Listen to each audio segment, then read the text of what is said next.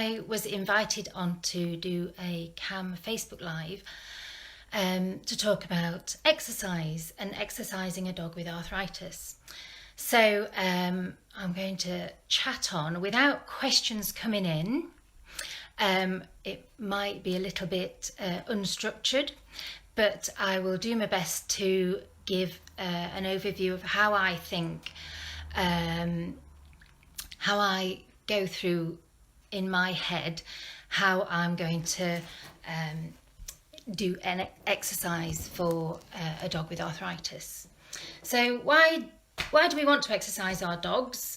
Well, I think primarily when people buy a dog, they think, well, it'll be great fun to take our dog out on walks and get at the mountains, and that's really what's in people's head when they think of a person-dog relationship. It's the getting out about and walking. So it can be quite difficult when that becomes an issue, or we have to put a bit more thought into how we do it.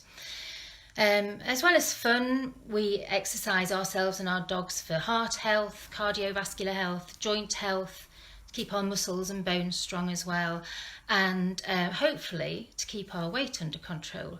Well, that never seems to work for me. So basically, you're walking, you like it to be stress-free, pain-free, and happy for both you and your dog. When a dog starts up with arthritis, the thing we usually notice is they have some pain first and maybe some stiffness. And just the fact of being in pain makes them a little bit more unwilling to move around. It makes it hard to get their muscles activating because there's a reflex that if something hurts, your muscles stop doing it. And also, if something hurts, other muscles might start contracting way more than usual and bracing to try and stop the pain as well. So looking after our muscles really is how we're going to look after our joints, and you have to do that by moving around. That's what muscles are there for. So we want to keep the muscles nice and strong to stabilise the joints, because an arthritic joint needs all the support it can get. The muscles are there for shock absorption and to support the joint and to make it move in a nice, smooth, glidey way instead of rattling about like a loose bag of bones. And that's what helps to keep our joints healthy and pain-free. So we want it to be a pleasure, we want it to be stress-free and pain-free for the dogs. And I see a big link between stress and pain.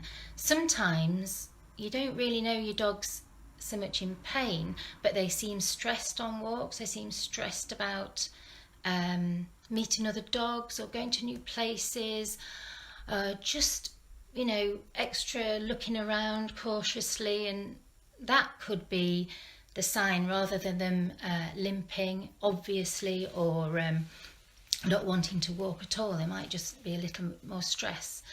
And the link between stress and pain is quite an intimate one. If you're feeling wound up and tight and stressed, you will feel pain more significantly than if you're all relaxed and calm and ready to take anything that comes.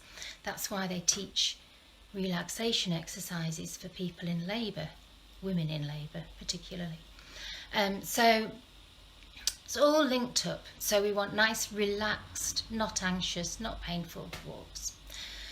So when I'm thinking of how to change things, how to organise things for a dog who may have some special requirements, osteoarthritis, I think there's 3 areas we can look at.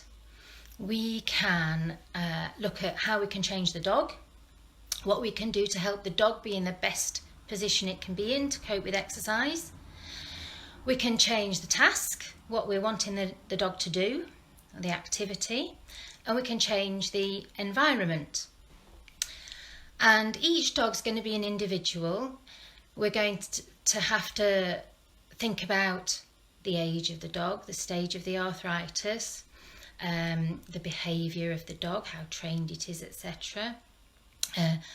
Physical attributes of the dog. Is it a strong, fit dog to start with, or have we got an older, weaker dog who might be carrying a bit too much weight? These are all the individual characteristics of the dog that we're going to take into consideration. So what can we do to prepare a dog as best we can for exercise? So we want to just let me check. We want to do things like making sure the dog is warmed up properly before we take it out. So not getting out of the car straight away on a chilly morning and setting off at a gallop. The muscles are not prepared, they're more likely to be strained and not act as nice supple shock absorbers for the limbs, especially the front limbs. They need to be nice and springy and shock absorbing, not all stiff and tight because of coldness. So a little warm up on the lead, walking just a short way, having a sniff around, little rub of the muscles to get them warmed up, maybe wearing a coat if that's going to keep the muscles warm while they're just getting going on the walk. So that's one thing we can do to the dog to help with that. Another thing is weight loss. If they are overweight, that is one of the major things. It's the first thing on the list, really, for helping them to exercise more comfortably and to minimise the effects of arthritis on their exercise. And I'm sure you've heard it said before that it's not only the extra weight that the joints take, although that is significant, it's the fact that fat drives inflammation. So you could be guzzling down loads of anti-inflammatory drugs, but the fat is counteracting that. So the leaner that the dog can be, nice and healthy and slim, the better their exercise capacity will be, the less pain they will get from it, the longer you'll be able to take them for nice, fun, stress-free walks, pain-free walks. It's going to really help. So that is number one thing, change the dog, is just make sure they're a good weight. Also, we can make sure that they are they've got good body awareness. So this is where maybe some therapeutic exercise might come into the exercise idea. We can get them doing little balancing exercises. We can get them walking over different surfaces if it's comfortable for them. I'm thinking of an earlier stage dog where you're thinking we're going to prevent as many problems as we can. They can perhaps, if they're a very pulley dog, they can be walked in a harness instead of on a collar and lead, just so that their forces are not all through their neck. They're through a harness with I've got one here, a back clip and a front clip, so that this can be your brakes, not pulling on the neck, and this can be your steering, again, not pulling on the neck. So that's how we might change the behaviour of the dog to make a walk less stressful for them. The main thing that a dog with arthritis needs is regular, moderate exercise. So that might mean different things to different people, but the length of time and things that you can walk them will be dictated by what they can manage without being in too much pain or discomfort or coming back uncomfortable and limping. And you'll need to get the balance right with that. The the thing is, once you've got that balance and you know what's a comfortable walk for them, you don't want to then go having 3 days off and then climbing Ben Nevis at the weekend. I did that recently. It was a really bad idea and it definitely made my knees worse. It's keeping the exercise level nice and smooth during the week. No big hikes at the weekend, and no days of being sedentary in between. But it doesn't mean that you can't have variety in the walks. So this is your task really. We're coming on to thinking about what we can do to modify the task. You don't want to have a great big hike that makes the muscles sore for the next few days or a week, because then the muscles will be at an even bigger disadvantage and they won't be nicely coordinated and smoothly supporting the joints. They'll be switched off because of something called delayed onset muscle soreness. We've all had it when we've done a exercise class that we weren't quite prepared for. Our muscles are painful and they won't do what we want them to do for a little while. We definitely want to avoid that with an arthritic dog. It will make the joints feel very unsupported and insecure, and it will worsen any discomfort and pain that's there. So other things we can do, thinking about the task, I said we need regularity and the right length of exercise for the dog, but we want variety because we want to keep it interesting and motivating for the dog. If it's not all that comfortable anyway and they're just going around the same concrete block 14 times a week, it's not going to be really worth doing it to them. They're going to not be greatly motivated. So just because you've got to keep your walks about the same length and nice and regular, it doesn't mean to say you can't go to different places. Go in the car to a different place, mix it up a little bit, go the other way around the block, get some sniffing and some new sights and sounds in, drop in at a cafe, all sorts of things. Take a picnic, eat it together along the way, that sort of thing. Other things about the task, what we are going to be thinking of. We want to avoid, if we can, things that are high speed, high impact, involve twisting and slipping movements. So probably number one on the list that includes all those things is ball chucking. Not a great task, activity, exercise for a dog, even with early stage arthritis, because it's probably going to make it a bit worse. So it's good if we know there are joint problems to avoid the high impact, shoving the bones together, really stressing the muscles, and then twisting and turning, all potentially aggravating the arthritic joints. Dogs are really, they're made to move forwards in a, like spotty dog, just that's their main mode of locomotion. That's how the joints like to move best. So if we can concentrate on that sort of movement and not have them spinning and twisting and jumping and bouncing too much, that's all good. Sometimes it's good to really slow them down and make them walk more slowly and deliberately. I mean, this is again where we might incorporate a little bit of therapeutic action into the walk. I can balance quite nicely if I'm moving fast enough forwards, like riding a bike. You can balance okay if you're pedaling hard and moving forwards, but when you slow down it becomes much harder.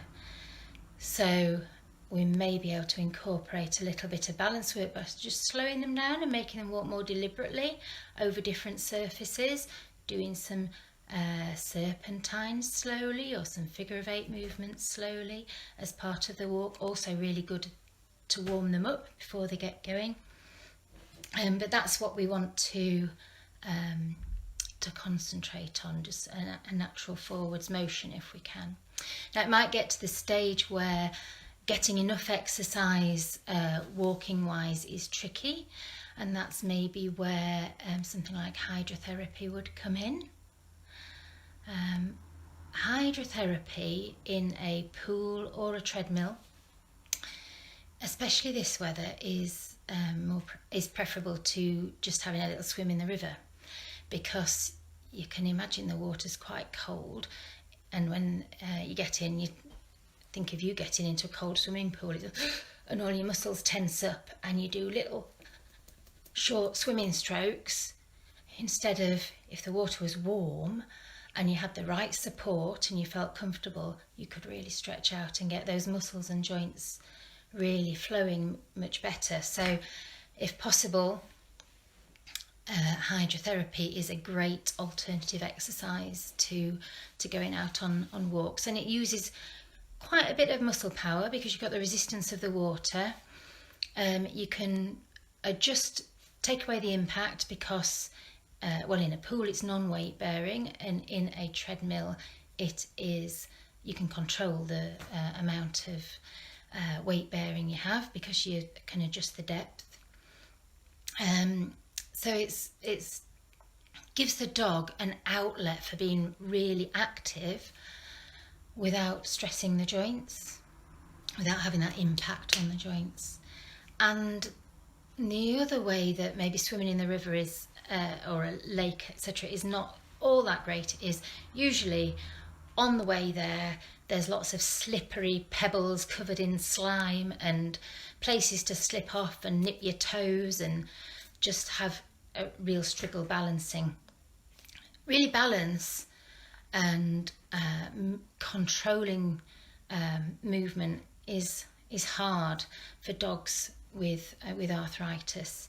It tends to be one of the things that as they become less adventurous moving the joints and less free, they limit themselves to smaller ranges of movement, and that gets them out of practice at balancing and things. They're trying hard to stabilise themselves. So they kind of lose confidence, like older people do when they're trying very hard to stay upright and not slip, and they take little tiny steps, very tense, and they don't cope well with being pushed off balance or slipping or anything. It's the same for our dogs. So we want to avoid slippery, slidey situations where they might accidentally do the splits or topple over, or just feel that they have to move so gingerly because they're afraid of that. Okay, so other things we can do if walks are not that comfortable anymore, if we're getting to the point where they need a bit more activity and brain exercise rather than being able to cope with a lot of physical exercise. I've brought along a few things here, just out of our house, things that we have around, for getting some gentle activity without stress. So things like a snuffle ball, you put the treats all around and you can have a nice bit of activity rather than just being laid in bed getting bored and thinking about how much their joints ache. You can get a little bit of gentle activity, and feeding activity is always motivating and rewarding for dogs. Other things like a Kong wobbler that they can push around. This one's quite a big heavy one, but you get little ones as well, suitable for smaller dogs. What else have we got? Licky mats. You spread cream cheese or peanut butter or smushy dog food and things in. And licking is calming and soothing as well, so good for stress. Lots of other bits and bobs. Slow feeders, so the meal lasts a bit longer, a bit more enriching. doesn't just be gone in a flash. And this is a favourite, low impact, non-going for walks activity in our house. Scent work, hunt the mousey. There's catnip in the bottom. The mice smell of catnip, and I hide them around the house, and the dogs have a really, really fun time finding those and fetching them back to me, which is exercise. It's low impact, nice, gentle exercise. I can see a comment here. Danielle is reminding me that yes, hydrotherapy is proprioceptively enriching and lowers blood pressure, many more benefits there are. The water supports, the pressure of the water all around supports the joints. The water's warm, it warms up the muscles. The dog is balancing in the water and using its core muscles. And it's a real sensorily stimulating activity. The hydrotherapists are also in the pool or the treadmill with the dog, and they can give them little balance challenges. They can help them if they're having difficulty. They can make them use one leg in preference to the other, things like that. So a fantastic way to exercise a dog that doesn't involve running and high impact.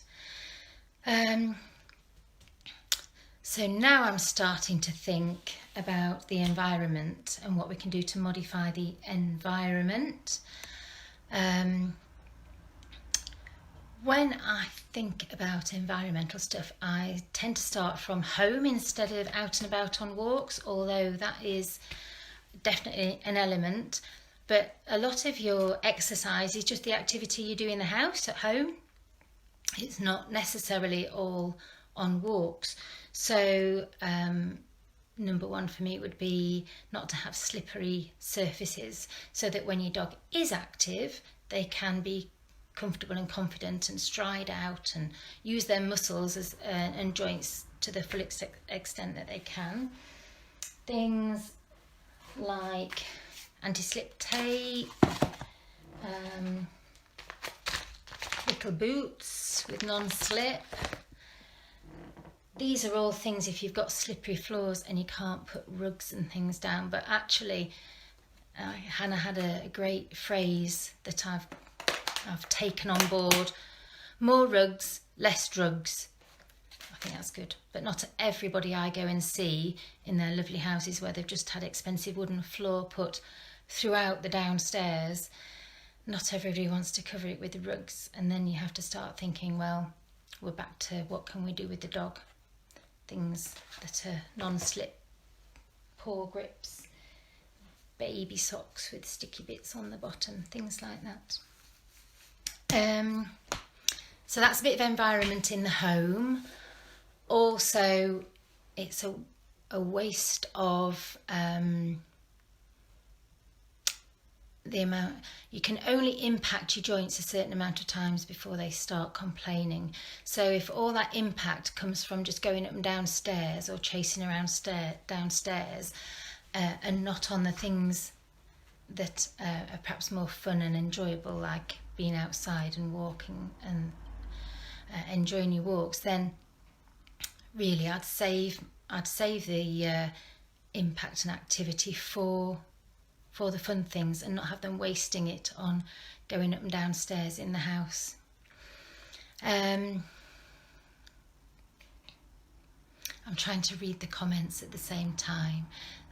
Sorry, I know it's hard without a person to talk to judge how things are going, but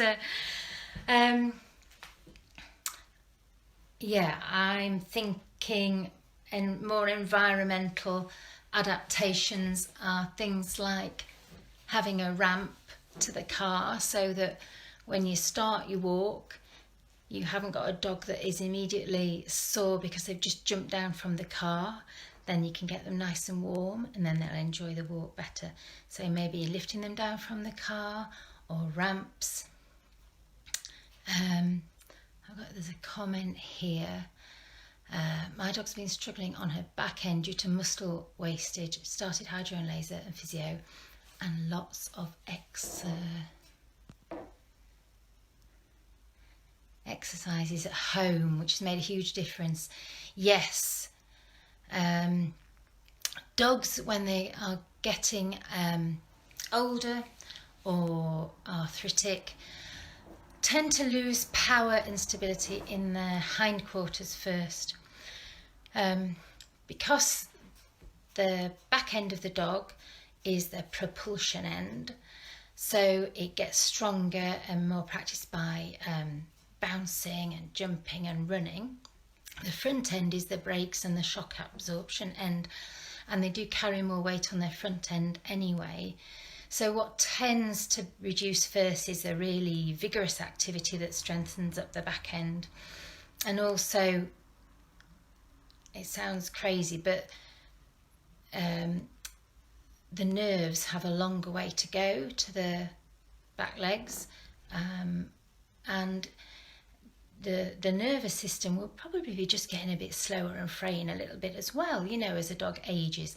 So as well as that, the nerve signals and the proprioception, knowing where your legs are in space, your coordination and your confidence in those muscles might be reduced a bit sooner than at the front end as well. So we can do lots of simple things really. It might be as simple as including a few walks uphill, slow walking uphill on a walk, doing some sit to stands going uphill on a walk. The figure of eights and slaloms, they're pushing the weight from one back leg to the other and using those muscles a little bit. And you might be able to, and in hydrotherapy, I can use their back legs more. So keeping that strength in the back legs is very good. Just trying to read. Now we're tweaking our shoulders. Yes, I think front leg lameness with arthritis is a little bit harder to deal with, and that's where you're really trying to minimise your activities that cause impact, and to keep the muscles of the front limbs supple and flexible and as strong as possible, to provide that shock absorption. It says here, what natural products do you recommend for a Labrador with arthritis? Well, I think probably supplements and things are for another conversation, if you're meaning that's natural products that you can give. Yes, there's on Holly's Army, there's evidence-based advice and support around supplements, because it's a huge area. Okay.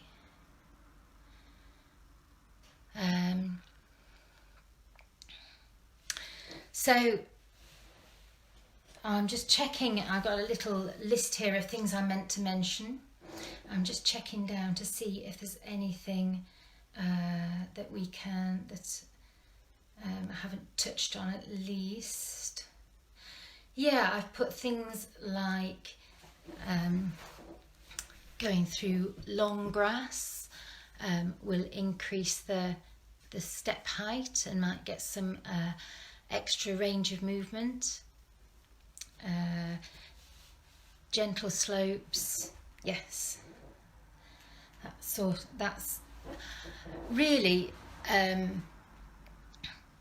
you can, if you can't make your walks fast and furious, which we don't really want to, we can make them therapeutic and interesting in other ways.